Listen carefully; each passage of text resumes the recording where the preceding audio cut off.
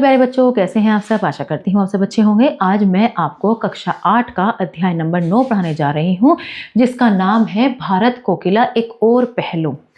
देखो बच्चों, बहुत लोग ऐसे होते हैं जो कवि होते हैं और बहुत लोग ऐसे होते हैं जो नेता राजनीति में आते हैं, लेकिन बहुत कम लोग ऐसे होते हैं जो कवि होने के साथ साथ राजनीति में आते हैं।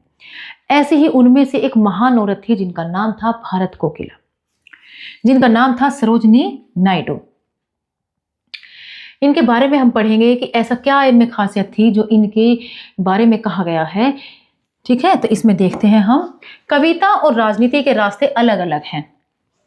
राजनेता जिंदगी की सच्चाई को दिमाग की आंखों से देखता है, एक कवि उसी सच्चाई को भावुकता के रंग में रंग देता है।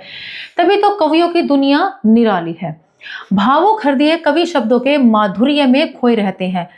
भावुक हृदय मतलब जो जिनके बहुत भावुक हृदय होते हैं, वे शब्दों के माधुर्य में खोए रहते हैं। भावुकता की इस स्थिति से कोई निकलना भी नहीं चाहता, क्योंकि वास्तविकता से जूझना हर किसी के वश की बात नहीं है। कोई अपवाद अगर कविता में छिपे सपनों को साकार करने की ठान ही ले तो वह लोगों की आंखों का तारा बन जाता है। अगर कोई कवि उन सपनों को, जो सपने देखते हैं, उन्हें साकार करने की ठान ले तो वो लोगों की आंखों का तारा बन जाता है, यानी कि बहुत ही प्रिय बन जाता है। भारत कोकिला सरोजिनी नायडू ऐसी ही कवियत्री थी जो राजनीति में कूद पड़ी। वे सिर्फ सपने ही नहीं देखती थी, उन सपनों को साकार करने की स्पष्ट परिकल्पना भी, यानी कि योजनाएं भी उनके पास थी। यह कठिन काम था और इसके लिए सम्मिलित प्रयास की जरूरत थी। उनका उत्साह तीव्र हो गया, मतलब तेज हो गया, और वे मन प्राण से राजनीति में कूद पड़ी। उनके उत्साह और कर्मठता के फलस्वरूप 1942 में उन्हें राष्ट्रीय कांग्रेस का अध्यक्ष चुन लिया गया। उनके उत्साह और कर्मठता के फलस्वरूप 1942 में उन्हें कांग्रेस का अध्यक्ष चुन लिया गया, राष्ट्रीय कांग्रेस का।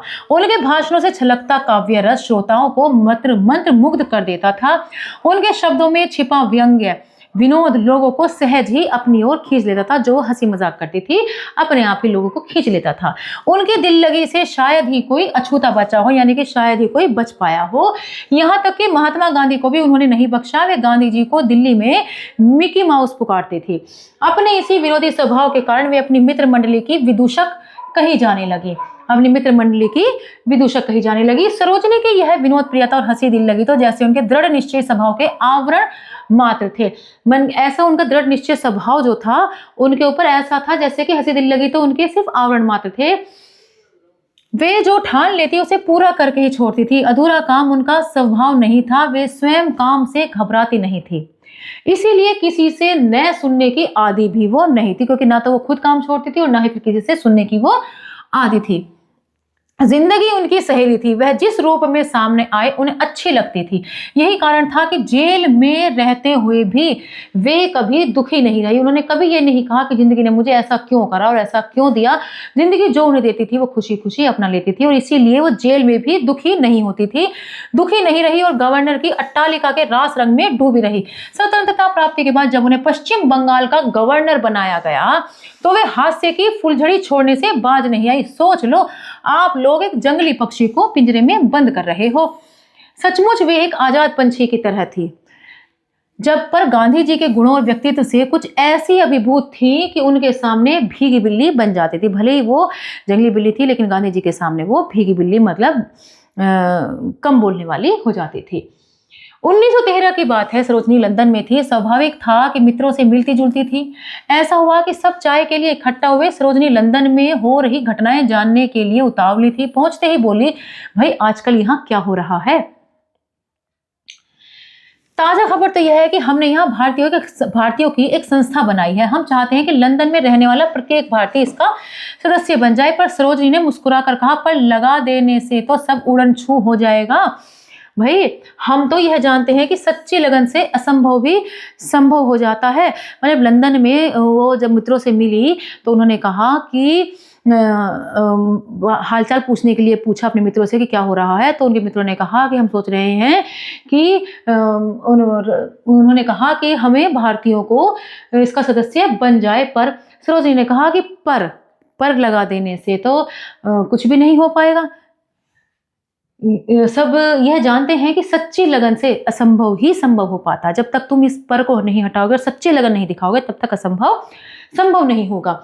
लगता है तुम्हारे पास कोई रहस्यपूर्ण मंत्र है, एक मित्र ने ठिठोली की।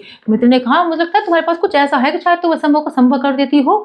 गोखले जी को एक बार यहाँ ले आओ, तुम तो आसमान से चांद चुरा कर लाने के लिए कह रहे हो, इसके अलावा कोई रास्ता भी तो नहीं है। जरा सोचो, गोखले जी के आने की सूचना भर से हम अपने लक्ष्य के कितना नजदीक पहुंच जाएंगे।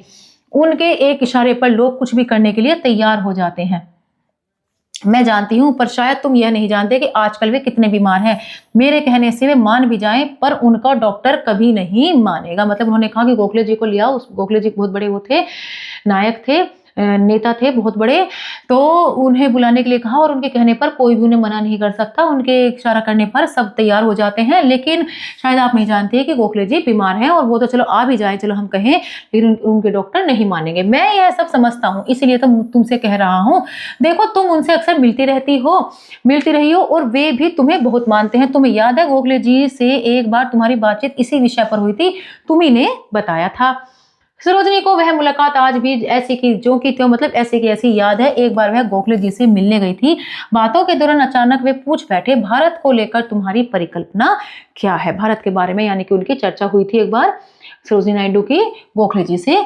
तो एक सुखद आशा भरा भविष्य, उन्होंने कहा, एक सुखद आशा भरा भविष्य। निकट भविष्य में घटनाएं क्या रूप ले सकती हैं, इस पर विचार किया है। 5 वर्षों में ही देश में अंग्रेजों के विरुद्ध आम राय बन जाएगी, विश्वास भरी वाणी में उन्होंने कहा था कि 5 साल में ही अंग्रेजों के विरुद्ध आम राय बन जाएगी। इस मुलाकात का लक्ष्य भी तो वही सहमति बनाना है। यहाँ इंग्लैंड में भारतीयों को एक सूत्र में बांधना अपेक्षाकृत आसान है। मतलब इंग्लैंड में तो फिर भी भारतीयों को एक करना आसान है। उन सबकी जड़ें तो भारत की धरती से ही जुड़ी हैं। संस्था तो बन ही गई है। किसी भी तरह गोखले जी को यहाँ आने के लिए मनाना होगा। आवाज में अनुग्रह था। यह काम आसान भी तो नहीं है, प्रयत्न तो करो, या पहले ही हार मान ली है? सरोजनी किसी चुनौती से भला कैसे मुंह मोड़ लेती? विश्वास की आभा से दीप्त स्वर में उन्होंने कहा, मैं वचन देती हूँ। फिर उनकी मुलाकात गोखले जी से हुई। उन्होंने उनसे उद्घाटन के लिए लंदन चलने को कहा। गोखले जी ने हसरत से कहा, काश मैं ऐसा कर पाता, पर तुम मेरी हालत देख ही रही हो। डॉक्टरों ने मुझे किसी भी किस्म के श्रम के लिए पूरी तरह मना किया हुआ है। फिर इतनी लंबी यात्रा बिटिया, इस बार तुम्हारी बात मान नहीं सकूंगा। मतलब गोखले जी को लंदन ले जाने की बात हो रही है और सरोजनी नायडू ने कहा है कि मैं अब उन्हें पक्का वचन देती हूँ कि वो उन्हें लेकर आएंगी। तो लेकिन अब वो, उनकी हालत इतनी बुरी है कि वो नहीं लेकर आ सकती। उन्होंने कह दिया कि डॉक्टर ने बिल्कुल मना करा है कुछ भी परिश्रम करने के लिए। कोई लेकिन वेकिन नहीं, डॉक्टर किसी तरह नहीं मानेंगे। पर सरोजनी ने एक और कोशिश की। अरे मैं क्या जानता नहीं, तुम तो मेरी विद्रोहिणी बेटी हो, तुम्हारी ही सेहत कौन सी ठीक चल रही है, पर तुम भला किसी की सुनती हो? अब तुम मुझे भी उकसा नहीं सकती हो कि मैं भी डॉक्टर की चेतावनी को न मानूं। गोखले जी ने हंसते हुए कहा कि तुम तो बहुत जिद्दी हो, लेकिन मैं जानता हूं इस बात को, लेकिन मैं कर क्या सकता हूं? मैं तो आपकी तरफ से वचन दे चुकी हूं। मुझसे पूछे बिना किस अधिकार से तुम इतनी बड़ी बात कराई हो, बोलो?